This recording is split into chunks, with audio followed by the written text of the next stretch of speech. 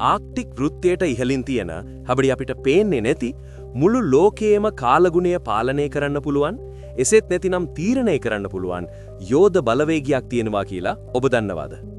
ඒක අපි හඳුන්වන්නේ ධ්‍රුවීය සුලිසුළඟ එසේත් නැතිනම් පෝලර් වෝටෙක්ස් කියලා. නමුත් මේ වෙලාව වෙනකොට කාලගුණ සම්බන්ධ විද්‍යාඥයින් පසුවන්නේ දැඩි බියකින්. මොකද මේ වෙනකොට මේ යෝධ සුලිසුළඟ දුර්වල වෙමින් සහ බිඳ වැටීමේ අවදානමකට ලක් වෙලා තියෙනවා. ඇත්තටම මේක බිඳ වැටුනොත් මොන වගේ දෙයක් වෙයිද? ඒ වගේම මේ බිඳ වැටීමෙන් ලංකාවට බලපෑමක් තියෙනවද? ඉතින් අපි අද වීඩියෝ එකෙන් ඒ ගැන කතා කරමු. අපි ඉස්සරළම බලමු මොකද්ද මේ පෝලාර් වෝටෙක්ස් කියන්නේ කියලා. සරලවම කිව්වොත් මේක පෘථිවියේ ඉහළ වායුගෝලයේ පවතින ඉතා විශාල සුලිසුළඟක්. මේ සුලිසුළඟේ උෂ්ණත්වය සාමාන්‍යයෙන් අඟහරු ග්‍රහයටත් වඩා අඩුයි. ඒ කියන්නේ සෙල්සියස් අංශක -60ට වඩා අඩුයි.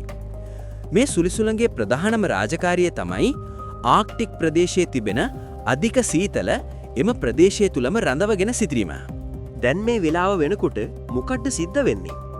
සාමාන්‍යයෙන් සීතල තියෙන්න ඕන ඉහළින්, හැබැයි මේ වෙද්දි පහළින් එන උණුසුම් වෙච්ච වායු තරංග එහෙමත් නැත්නම් warm air waves මේ සුලිසුළඟට පහර දෙමින් ඉන්නවා.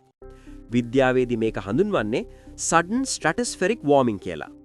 මේ සිද්ධිය නිසා අර වේගයෙන් කැරකෙන වෝටෙක්ස් එක එහෙමත් නැත්නම් සුලිසුළඟ දෙතුරුම් කාලා කොටස් දෙකකට කැඩිලා යෑමේ අවදානමක් තියෙනවා. ලෝකයට සහ ලංකාවට වන බලපෑම. බැරි වෙලා හරි මේ සුලි කුණාටුව අර කියපු විදිහට බිඳ වැටුනොත් අර ආක්ටික් ප්‍රදේශයේ හිර වෙලා තිබ්බ අධික ශීත වාතය දකුණු දෙසට, ඒ කියන්නේ ඇමරිකාව, යුරෝපය සහ ආසියාව දෙසට ගලාගෙන යන්න පටන් ගන්නවා.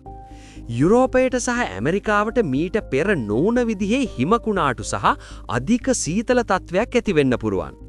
කෙලින්ම නිව්යෝක්, ලන්ඩන් වැනි නගර අයිස් වලින් මිදී යන්න පුළුවන්. ශ්‍රී ලංකාවට හිම වැටුනේ නැති වුණත් මෙහි බලපෑම භයානකයි. ලෝකයේ සුළං රටා වෙනස් වීම හින්දා ඉන්දියන් සාගරයේ කාලගුණික වෙනසක් වෙනවා. අපි බලාපොරොත්තු වෙන්නේ නැති කාලවලදී ධාරානිපාත වැසි ඇති වෙන්න පුළුවන්. මේකෙන් අපේ කෘෂි කර්මාන්තයටද සෑහෙන බලපෑමක් වෙනවා.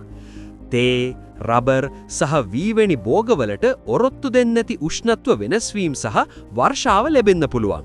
ආක්ටික් ප්‍රදේශයේ කලින් නොවී විරු විදිහට ඉතා වේගයෙන් උණුසුම් වෙමින් පවතිනවා. සුභාදහමේ තියෙන මේ සමතුලිතතාවයේ බිඳවැටීම කියන අපේ මුළු ලෝකයම අනතුරකට දමා ගැනීමක්. මේ වගේ ව්‍යසනකාරී දේවල් සිදුවෙන්න මිනිසාගේ ක්‍රියාකාරකම් ඍජුවම බලපානවා. ඉතින් අපි මේ සුභාදහමේ වෙනස්වීම් වලට සූදානම් විය යුතුයි. අපි මේ වගේ වටිනා වීඩියෝ එකකින් ඉක්මනට හමු වෙමු. ඔබට සුබ දවසක්.